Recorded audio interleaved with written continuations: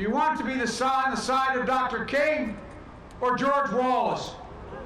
Do you want to be on the side of John Lewis or Bull Connor? Do you want to be on the side of Abraham Lincoln or Jefferson Davis?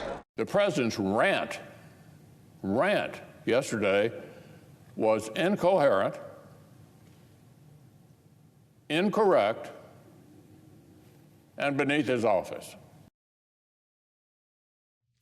And President Biden getting slammed by Republicans and even some Democrats for this week, suggesting anyone not supporting Democrats' position on voting rights is racist.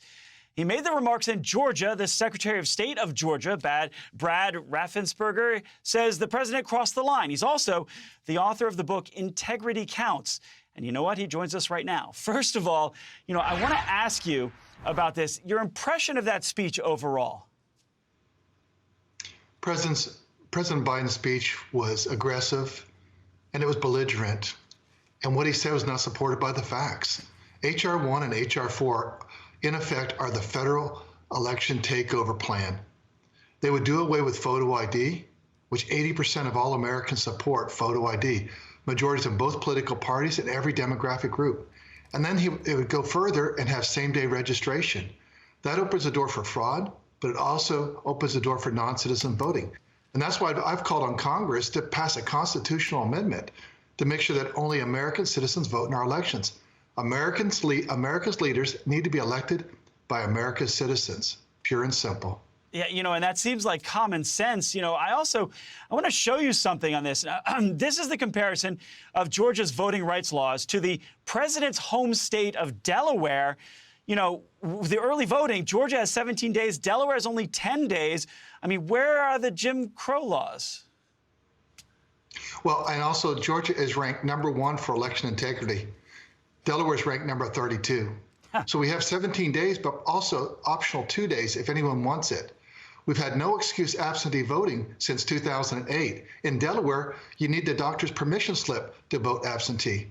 It's never been easier to vote in Georgia. We have record registrations, record turnout. We had 5 million voters turn out in the 2020 cycle. But we have the appropriate guardrails to make sure that people can't cheat. And if they do cheat in Georgia, we prosecute them. And there were some counties that didn't have early voting on Sundays. Now they do in Georgia. So the changes that were made actually expand voting, doesn't it, in Georgia?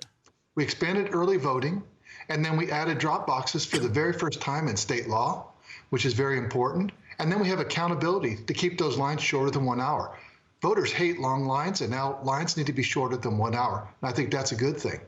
And we get your take. What message did it send that Stacey Abrams didn't show up for the president because of a scheduling conflict? They say, sorry, I had that dentist appointment that I forgot about. What does that tell you? Well, I've been pounding Stacey Abrams, and we've been pushing back since 2019 when I took office. Her and her organizations, just continue to sue us and cost the people of Georgia millions of dollars in taxpayer funds. We had up to 15 lawsuits pushing back on all of her stolen election claims. She lost fair and square by 55,000 votes in 2018.